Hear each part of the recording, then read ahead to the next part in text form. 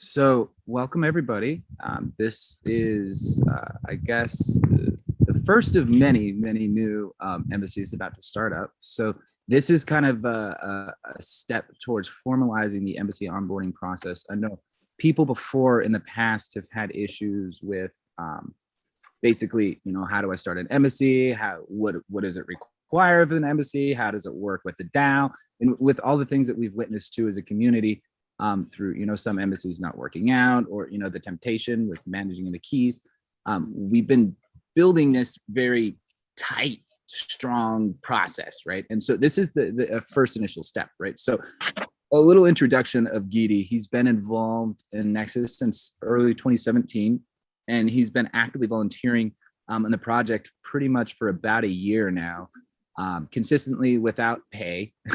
He's been an amazing person to be working with. He's been helping really grow a lot of the rest of the system. So basically, we're starting this as a proposal. Giddy has a presentation that he's going to be giving you guys, and that includes budgets, the required allocations, and different aspects that he's basically his formal plan of it. And then we're going to establish basically the initial proposal, which would be the transfer of the developer SIG chain to the possession of the Latin American Embassy.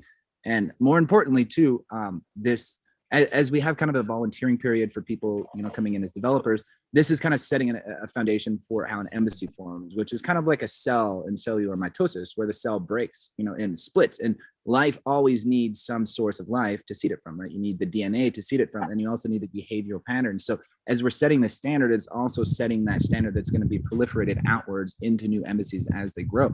So since it's designed to be kind of an emergent system, I love it when things emerge.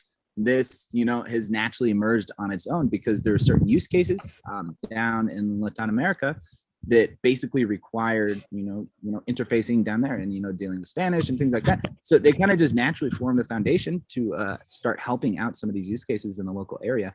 And so, we're at that point now where since, the funding has expanded, there's no need for us to maintain all of that funding. So this step right now is, the initial step would be the transferring, obviously, if everyone's okay with it, of the developer SIG chain that the ambassadors currently manage to the Latin American Embassy. And then the ambassador's budget would then come under the U.S. Embassy, right, as a part of the U.S. Embassy's ambassador management board. And then when we have our hard fork, which will be coming in probably early June, early July, sometime around then we're going to actually have a new key allocation. So we'll be able to formalize it and make it something that actually is permanent, right? So this 3 months is kind of like a trial period, for lack of better words, is kind of an easing into it to eventually get their own hard-coded LTAM SIG chain. And they're following a lot of the transparency guidelines, and we've seeded them with some of our paperwork and our reporting agreements and some of the social org models and stuff like that. So without further ado, I will turn it over to Giddy to continue the presentation. And thank you very much, Giddy, for being here with us today.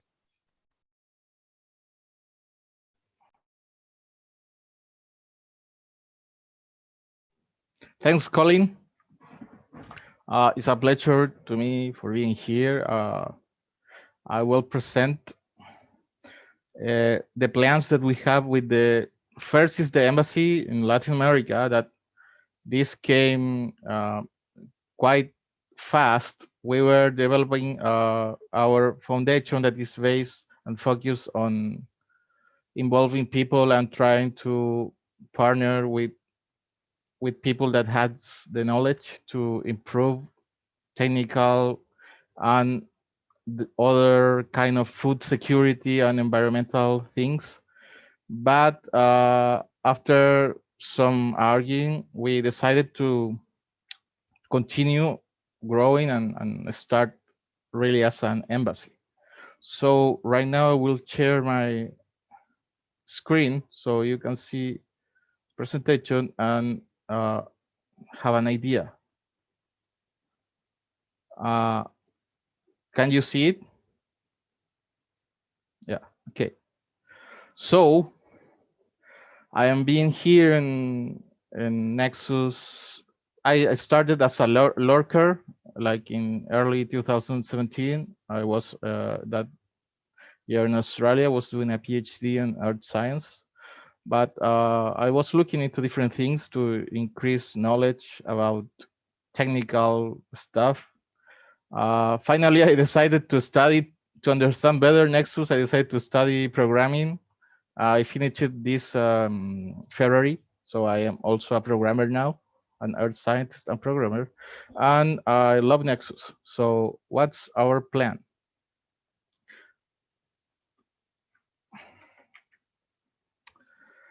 Well, our organization is based on the community. We believe that Nexus is the community, and growing for the community, we can develop on the regional level. So we can start with Spanish based languages and countries. So here comes the Nexus Latam Embassy, and we have the first office that is in Santiago, Santiago de Chile. And at the same time, we were creating the Fundacion Codigo Verto, that is for funding and donations, so we can receive Nexus and then we can fund some projects to build on Nexus blockchain. We have a good team of people. In the same part of me is the president of the foundation is Gabriel, that is here also in the talk. He will talk after me. Uh, so how are we organized? We are the community. Nexus is a multiple evolution cell of different things, and we are part of it. We are a node in these huge connections and this network of people and knowledge.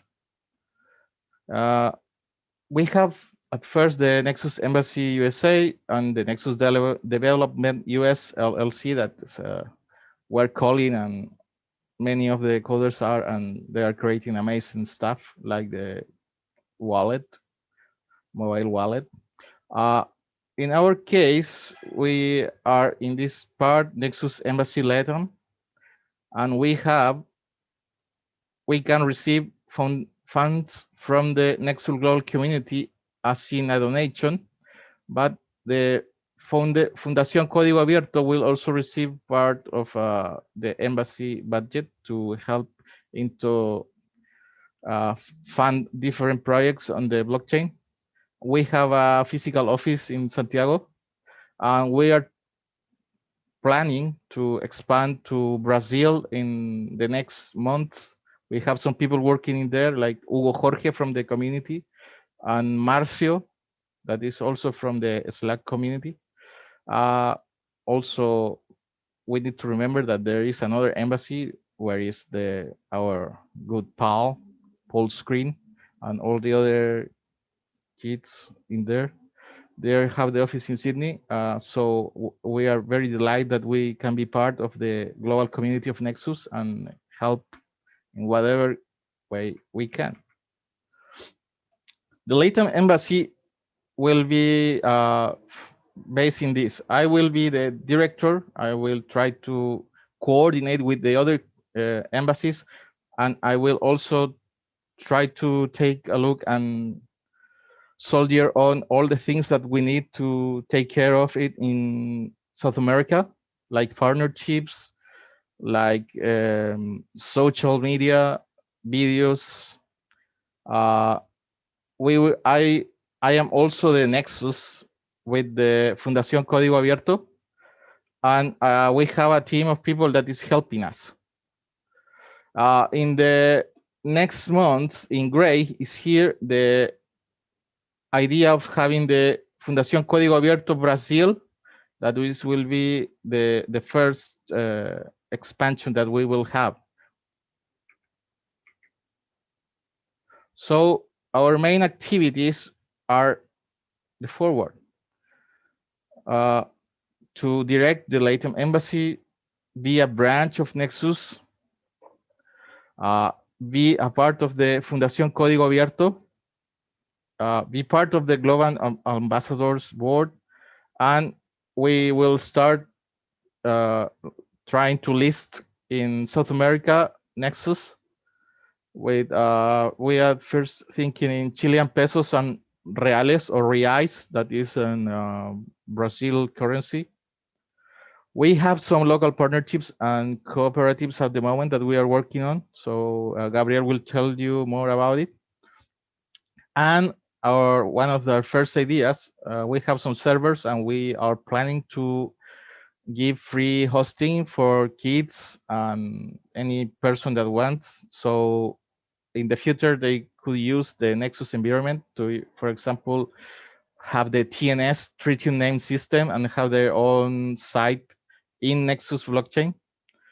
We have the South American Affairs, that is Chile office, in the future Brazil, and then Costa Rica project. We have business affairs and the legal area that is quite different from other places. And what are our regular activities? We need to manage the social network. Uh, I know that I know that there is already a group of people that has the Nexus in Espanol, Twitter and Telegram. We will talk with them, and because we were working in the sidelines for some months now, and we will start doing like the official Spanish Telegram, Spanish Twitter, and the community management. We also will continue translating the web page when this is finished, because we are changing some things of the design, and we need to manage the content of the Spanish website and office management and prison media. That is one of the things that community always says that we are lacking. We are trying to improve that with continuously growing in press and media and showing some videos. So that's what we are doing. I would like to present you and offer the microphone right now to Gabriel. He is the president of the Fundacion Codigo Verto, or Open Code Foundation, if we use in English. He will tell you about the different projects that we are right now working on, and I will come back and speak about the budget at the end of the presentation. So please, Gabriel.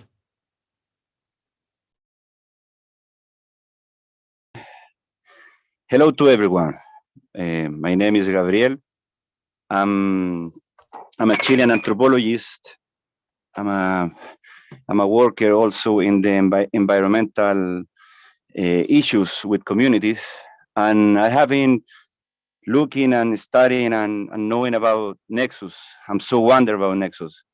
And that's why the last year I have been reading, researching about all of your efforts, and I'm so in love with this idea of creating this foundation, to help to expand this message from open source, open code, and decentralization um, teachings or directives. We create this foundation under the will of the Nexus global community. We are looking for that right now. Um, this is what the foundation is. This is the logo, the actual logo. We use the the symbol, the hidden symbol of the Nexus power key. I don't know, celestial key maybe. And we use also the blockchain symbol to show what we are doing. So, what is the Código Abierto Foundation? We are an international organization. We are focused on fostering a knowledge sharing society while empowering the evolution of decentralization with blockchain and open source innovations. We are looking for to approach to communities to deliver and get some technology and some code programming with this ambitious project named Pachacuti project. We are looking for the use of the blockchains and the open code programs tech, to we want to use it to fight against the global warming. you know, and we are looking for research and we are looking for alternatives to make this happen, you know. In this foundation, um, we are working with several professionals and people from, yeah, that's the foundation board, people from many disciplines, you know. But this is the main board, or the rosters board, where we have the staff even, you know. We founded the foundation with Guillermo and Ignacio, a young lawyer who work with us also, and we have these five directors that the Chilean law call us to have it in the board, you know. Every one of these people, you know, the science director, co-director, tech director, territory director, and ethnography director, these are specialists, and these are people who works really hard and really, really well in the Chilean ecosystem. You know, we have been working with some of them from years, you know, and we are surrounded by these all of different coordinators, you know, and these people who work with us in the office, you know, as Andrea and Mario, who are the assistant of coordination and the content guy. We are expanded right now, working and working on this project, in the design of this project, in three different areas. You know, we are working the first one with this big enterprise here in Chile who works with the green roofs, you know, for enterprise. And these are called City App company, and they work with the NGO named Racimo. And they have been working in the last 5 years making these green roofs on these big corporated buildings, and also in community squares. They call us with Guillermo to make this big mapping of Santiago City with the coming from the roofs, you know, the empty roofs and the empty places, to start to make this a lot of projects to communities, to make these plantations, you know, food plantations, and use our Nexus blockchains to manage the food supply and to manage the automatics. This is like automatic solidarity, you know. This is the first project. We are working on that. We have many chances to make it happen. These people are serious people here, and we are so happy to work with them. And they are so interested in the Nexus technology, in the Nexus knowledge, and first and all, in the Nexus philosophy. You know, this is the Fundacion Codigo Verto City App collaboration. We are working for this to make this project in a college, in a school, a kids school, to plant some green food, or maybe superfood, on the roof. This school is called Cerro Alegre Montessori School, and it's located in Valparaíso. Valparaíso is the biggest city after Santiago, and it's a harbor. I live there. In fact, I came here just to work. And this place is full of vulnerabilities in the educational system. You know, we started to to to to know in a way. You know, we started this analysis and study to understand how much code is proposed and is taught in Valparaíso or in Chile. And we have this really bad surprise, and maybe it's almost invisible, you know. It's just taught in the high schools with money, you know, the rich high schools, and it's not so expanded yet. So we have this project in the Montessori school, Cerro Alegre, Casa Cerro Alegre, to start these programs, programs with some kids and some teachers there in the school. We're working with the directors and the owners, and they are so happy to use Nexus technology, especially the Bubble technology, to start to create some apps or start to create some useful stuff for the life of these children who are locked in right now since 1 year, more than 1 year here in Chile. So we have this project with them. The half of the students in this school, these are different capacities or capabilities students. You know, many of them are with autisms.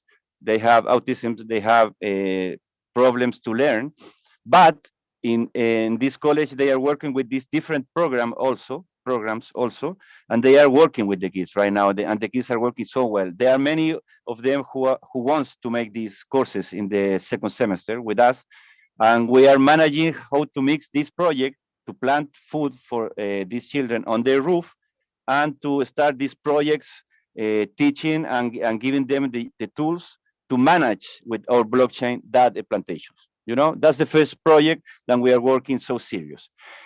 And in the long term, we have this Atacama Space Mars simulating station. We have these places in the north in Chile who looks like and feels like Mars. We have many initiatives here in Chile who has no center to work. So we are thinking that in the next 1 and 2 years, write the best that we can this project and present it to different actors. Starting by the Nexus Global Community. So these 3 projects we are working on that. These are the core of our initiative right now, of a foundation initiative. You can see in this figure, you can see one of the plantation of City App.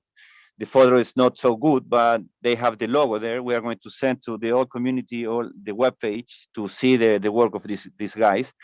Down below the City App photo, we have the Casa Montessori Cerro Alegre place. This is the place. And maybe my son is going to study there. My little daughter, sorry. And the other one is the Atacama Space front project. We are working on that. There are so many people interested on this project in a big way, because as we say, we have not so much technology in Chile. We have just the internet tools, and if you're rich, you can study whatever you want, here and outside. But here, there are not so many tools to work, so the Atacama Space is like a dream for many people. And we as a foundation, and we as a global community, we can make so many dreams of children happening here, with this. So these are the 3 little projects and we are working, but this is the final one. This is the project who get all of the other initiatives. This is called Pachacuti project. Pachacuti in Aymara, that is the language of people from the hills in South America. The Aymara people are the Indians living in the mountains, since thousands of years, and they call Pachamama to the earth.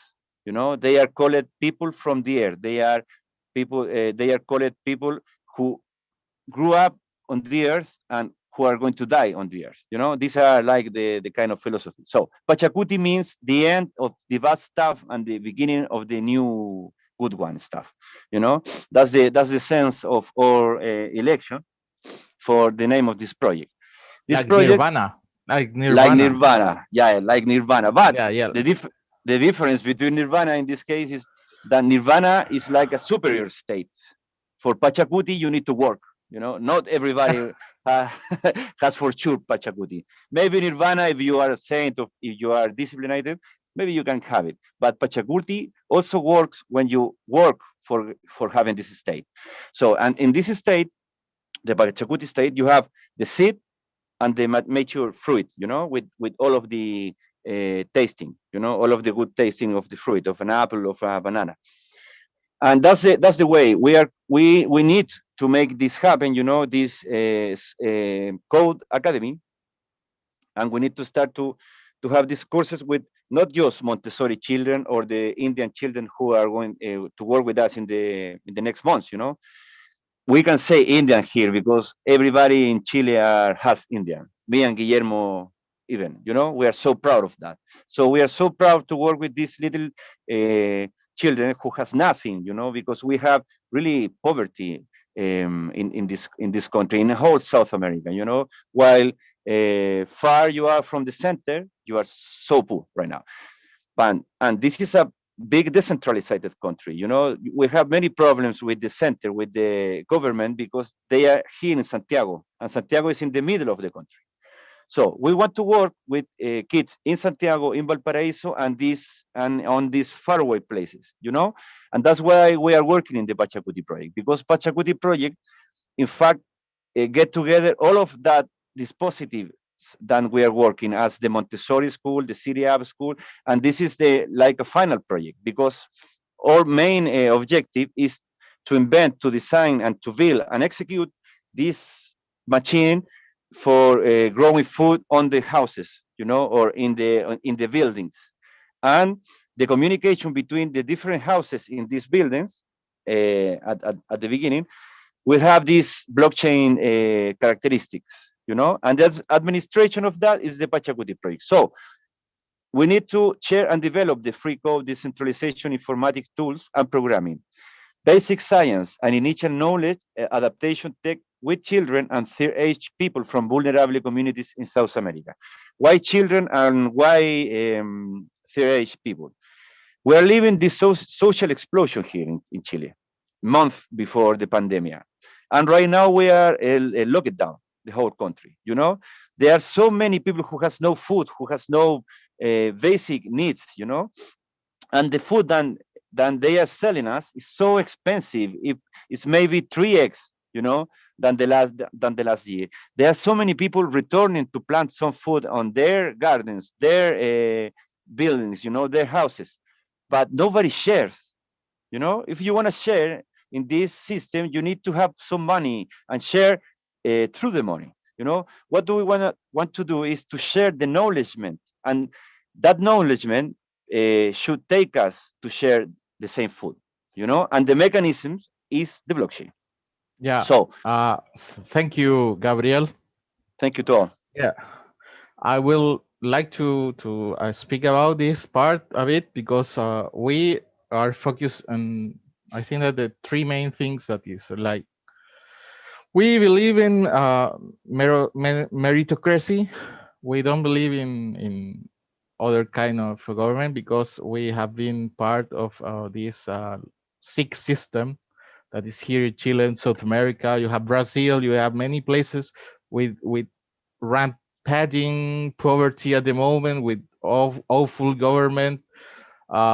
So we are trying finally to change the system, and to change the system, we need to start doing some things like teaching, like giving knowledge to people. With that knowledge, we can increase several things. We can reduce also vulnerability. We can increase food quality. We can increase quality of life. We can adapt to climate change.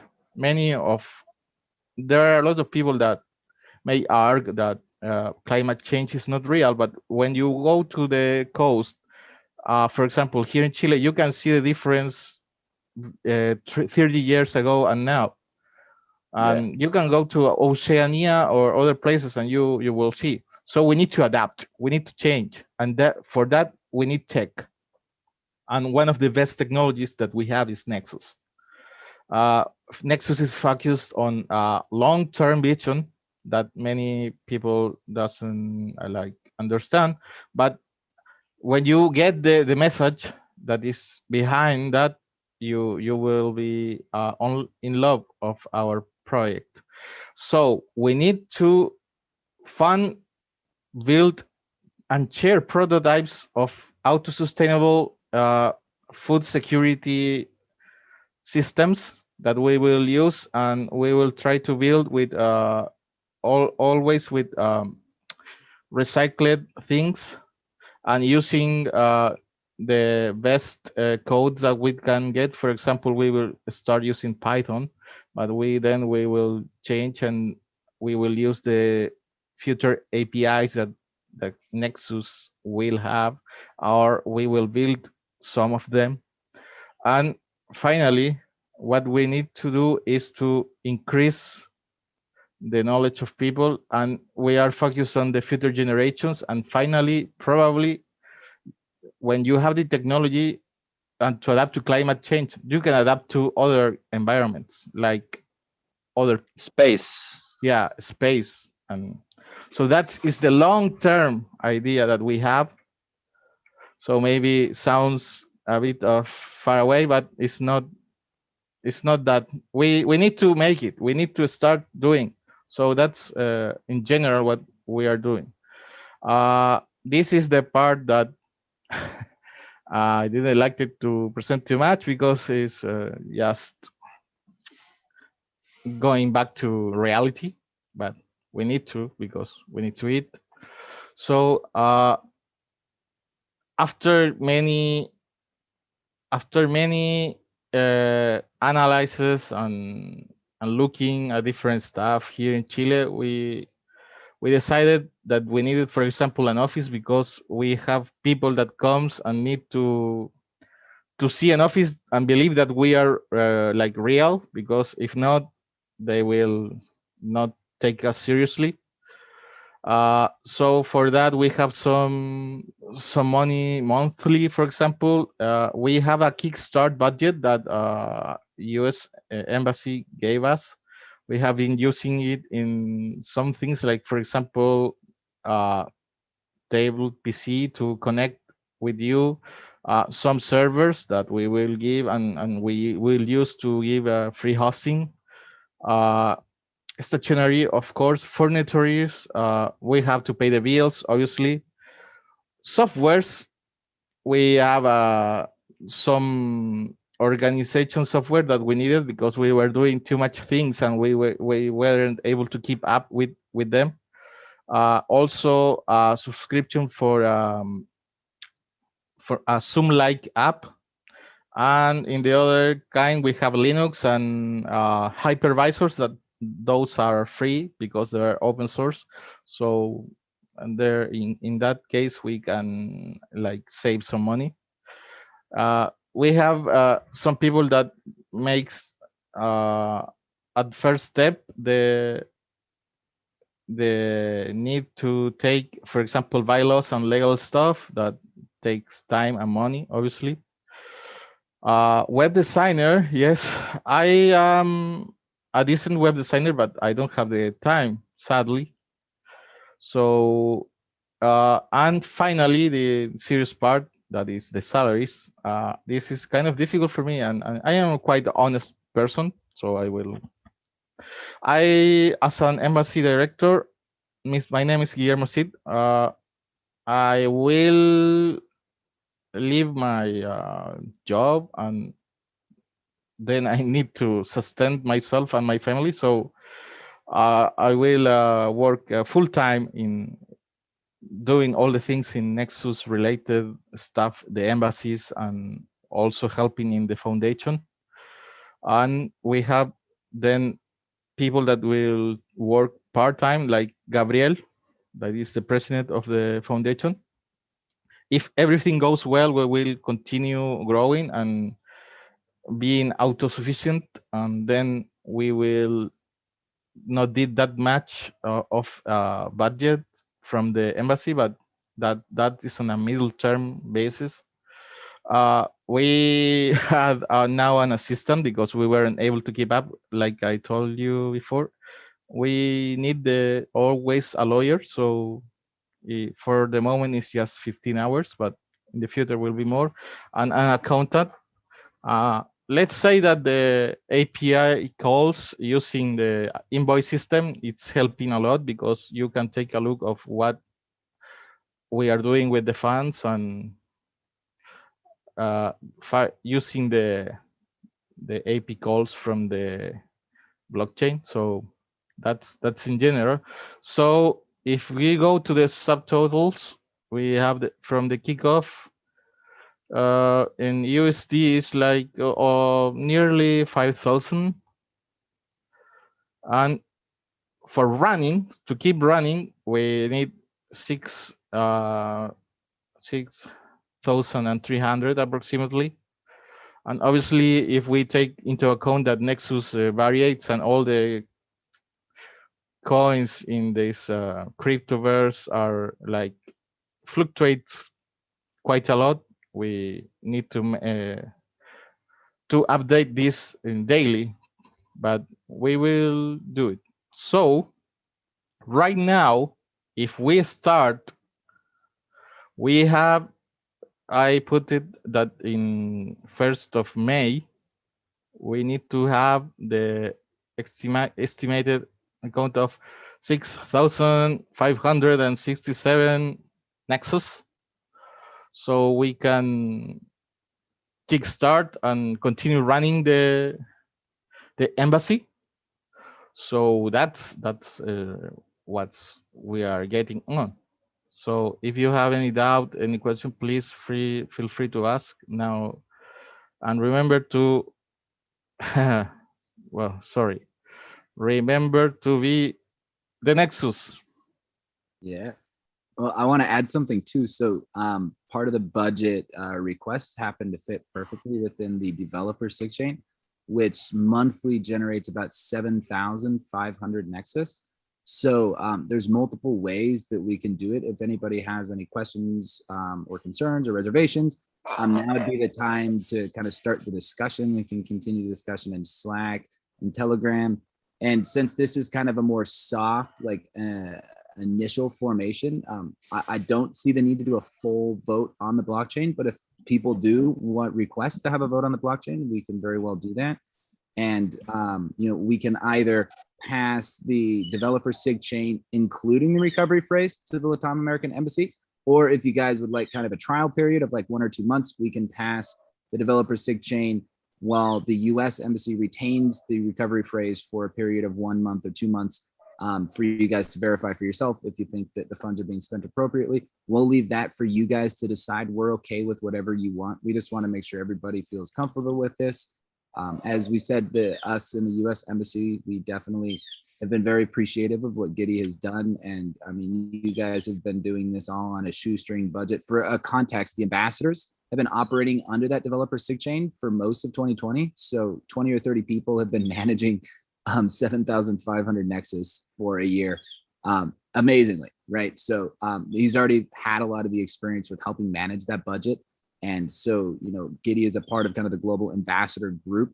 This is kind of part of that model where, an embassy forks from another embassy, kind of like a mitosis, right? And that way you get the foundational like DNA, which is kind of like your legal, this, organizational structure, the budgeting, and kind of like that. Then there's the behavioral aspect too, which comes in from just the working together, which is the vision and the mission, and so that we can make sure, because it's designed to be a decentralized system, but in order for decentralized systems to function, right, they need to have some continuity between. There's this misnomer with decentralization that it's pure anarchy and all for one, right? But really, we want to incubate an environment where we're all decentralized and sovereign beings, but yet we consensually choose to work together. We consensually listen to each other because we built relationships based on respect, right, and love and trust, right, rather than just free for all, whatever like decentralized systems can sometimes be. So this is a step in that direction, and we're definitely after working with Giddy and having the time, and also seeing the amazing work that's already been done with no budget, we definitely would feel comfortable with them managing that SIGchain and then getting to a point where we could discuss kind of a future allocation percentage, which the conversation could start right now, which that could be actually hard coded in to their SIGchain on the first hard fork of this year, which will be like June or July. And then we're also working on as an aspect to the transparency on embassy health pages, where you can actually pull the invoice data from the invoice module and see a cash flow, series of graphs where you can see, how much reserve is coming in, how much outgoing is going out, the recent invoices, so that anybody, as we get, closer to the automated DAO, anyone that's, staked on the specific set of embassies can just go to those embassy pages and review basically the health status of it, which will show you basically the total incoming, total outgoings. And then I'll also show you if it's, let's say, running cash flow negative because there's a price drop and they're eating buffer. It'll give you a time of how long, running at that same operating cost it'll be before the reserves are depleted and things like that. So that we want to just take that transparency to this next level and automate it as much as possible, so that once we get to the full DAO, it should just be a very streamlined process. So this right here is the manual process. We're in the manual DAO stages, right, where we're building these social processes with one another, which then we're going to eventually program into the DAO and then make it immutable, right? So that's pretty much all I have, unless you guys had any final words or anything. And I don't know if anyone's monitoring comments. Let's see if we can get. I'm just in Zoom, so I don't know, but let me say something. Muchas gracias. Sí, muchas gracias a todos. Yeah, muchas gracias. Well, let's say, I mean, I don't think I have, let's let this conversation, I guess, continue in Slack and Telegram, and we'll post this link there.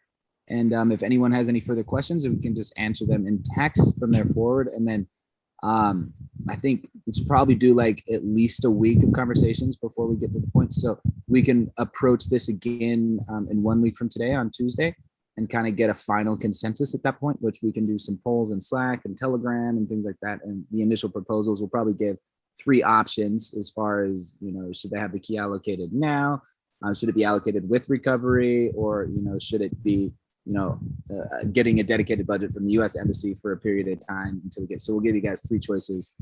Obviously, you know, as a part of the discussions, if there's any more choices that you would like us to add into there, we'll add that in there as well. So if there's no more final comments, I guess we can just continue this conversation in Slack and Telegram. Yeah. Yeah, maybe just one. Yeah, go for it. Technology free to the people. You know, if technology is used well.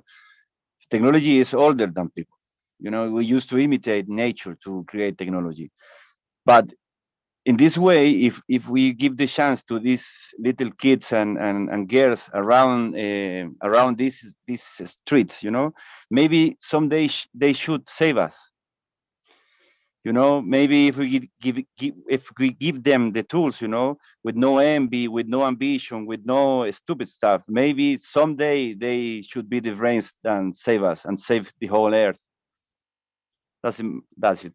And that's a really important part of like what embassies are supposed to do, is help those local areas, especially down in Latin America with all the hyperinflation and, I mean, economic enslavement and all of that stuff. I mean, it's really important, you know, for people to have that and to have that opportunity. And that's one thing that we're really hoping to achieve with these embassies, especially as the world's kind of, you know, going into more and more economic uncertainty. You know, it's going to be more and more important for us to have our own place to do that. And yeah, I mean, definitely, like, I really appreciate you guys. You guys are very heartfelt. And that's one of the most important things, you know, like, it takes lifetimes to build a good heart, man. You know, I mean, I always say that, like, good heart is the #1 thing, because like you could be skilled, but if you don't have a good heart, I mean, you're going to use your skills to, you know, do things that you may not realize are harming one another. Yeah. So, you know, yeah, thank you guys too. Like, bless you. Thank you to you, Colin. Yeah, I can tell you guys genuinely care, and thank you for caring, because we need more people to care. And the more we care, the more that gets other people to care. And then sooner or later, we're going to have a whole caring planet. And it's going to be great. Yeah. Yeah. That's good. All right, guys. Well, thank you very much. Bye. Thank you to all.